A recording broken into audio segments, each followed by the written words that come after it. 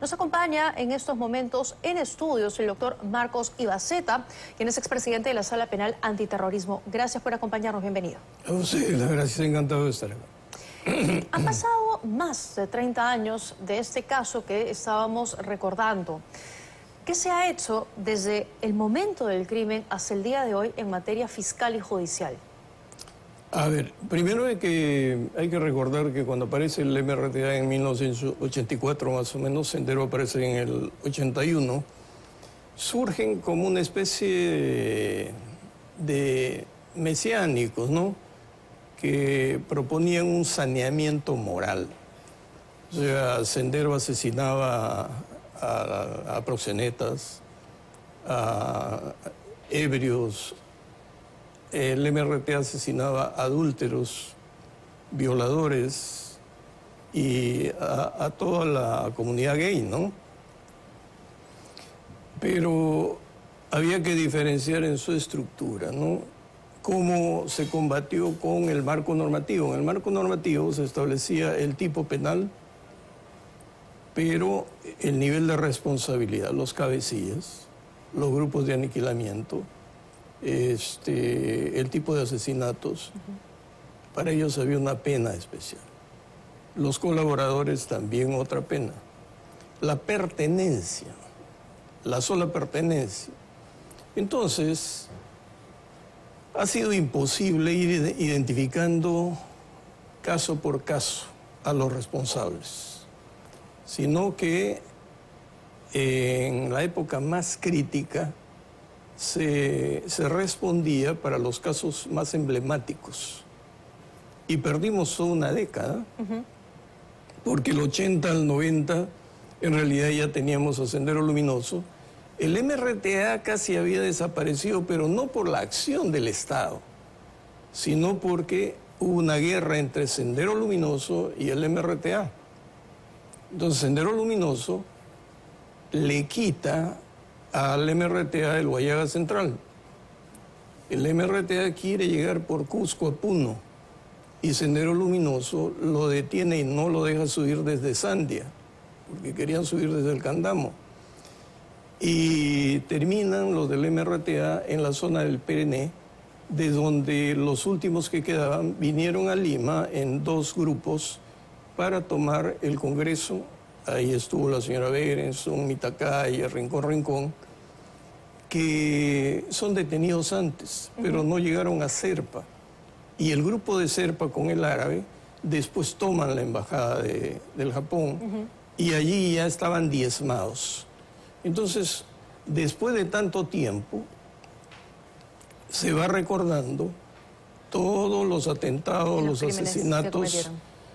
Y como cada hecho tiene que ser juzgado por separado, entonces ahora se establece que por esa situación, ese asesinato, no hubo juzgamiento. Ajá. Por eso es que se dicta un mandato en estos momentos de prisión preventiva. Pero esta cúpula terrorista, Víctor Polay, Peter Cárdenas, María Cumpa, Lino Manrique, bueno, Polay todavía está cumpliendo prisión por un delito de terrorismo, pero los demás integrantes de esta cúpula ya no están en el Perú, cumplieron su sentencia de terrorismo y se fueron. Y sobre ellos, en estos momentos, pesa un mandato de prisión preventiva que no están cumpliendo. Así es que el Estado, bueno, ya sabemos lo que pasó, ¿no? En 1992, en mayo, se promulga la ley antiterrorista 25475, que endurece las penas. Entonces, cuando yo le hice la diferencia, estos son los cabecillas, estos son los grupos de aniquilamiento, este tipo de asesinatos, la pena es cadena perpetua. Y había no menos de 20 años, no menos de 15 años, pero no habían fijado máximos de pena. Luego ya sabemos lo que hizo Abimael Guzmán, el acuerdo de paz, la tomadura de pelo, la mutación. Le escuchaba al general Baella hablar. Ellos han mutado, ¿no? Y lo que vemos no es solamente una protesta. Es una mutación de violencia para paralizar la vida económica, igual que hicieron tumbándonos las torres. Porque el gobierno no ha sabido reaccionar, no tenemos una política económica definida, no se deciden por las inversiones mineras, no se quiere inversión minera, y está paralizado. Entonces, eso exactamente está ocurriendo. No son los primeros criminales en irse del país y no cumplir con una condena o en este caso con un mandato de prisión preventiva. Es que vino a partir del 2000, vino una relativización y allí hubo modificaciones normativas. Se anularon los procesos y se modificó el Código Penal y se puso topes. Y los del MRTA cumplieron con las penas, ya con los topes, y salieron libres. Están libres y están en Europa, según así es, pero mientras todo eso era una respuesta política a una acción política de ellos que envolvieron al Estado, criminalizaron a los funcionarios del Estado y a los que lucharon contra la subversión, y ellos se victimizaron, y el Estado terminó poniéndoles en bandeja la cereza, ¿no?, del pastel. ¿Qué debe hacer el Estado ahora para que ellos cumplan con esa medida que podría ser ratificada?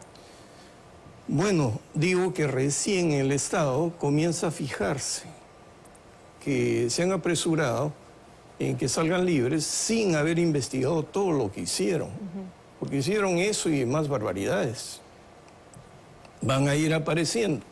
Entonces, ¿usted cree que van a venir a enfrentar una posible pena de cadena perpetua que ahora la han reducido a 30 años? Por propia voluntad no lo van a hacer, por eso... Así es, entonces... ¿Qué debe hacer el Estado peruano para que esto no quede impune? Se ha abierto el proceso, se ha dictado la medida, y la medida se ha dictado por la gravedad de la pena pues es elevadísima, ¿no? ¿De cuánto estamos hablando? ¿De qué delitos estamos hablando? No, la pena era de cadena perpetua, pero ahora la han limitado a 30 años. Aunque se revisa a los 30, 35 años. Entonces, el otro tema es que pueden obstaculizar la investigación. ¿Qué es lo que ocurre al no venir? Cuando ya tienen un y el peligro de fuga. Si ya se han ido, hay peligro de fuga. Pero están fuera. Entonces, lo único que quedaría es formalizar el proceso y tramitar una extradición.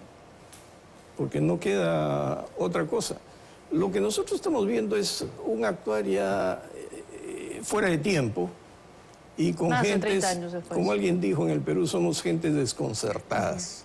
Lo que no hacemos en el momento, por la emoción y no percibimos bien el peligro, ni sabemos de estrategias. Abimael Guzmán nos dio la vuelta, pero con una facilidad increíble, ¿no? Pero porque él tenía una estrategia, esto es guerra política.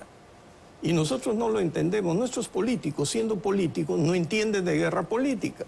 Entonces estamos sufriendo lo que estamos sufriendo, y este problema, tal como usted lo plantea, es evidente que nos estamos enfrentando a un error nuestro, persiguiendo a alguien a quienes les hemos dado todas las posibilidades de irse y hacer lo que les dé la gana. De acuerdo. Sin pagar nada. Muy bien, doctor Ibezeta. Gracias por habernos acompañado esta noche.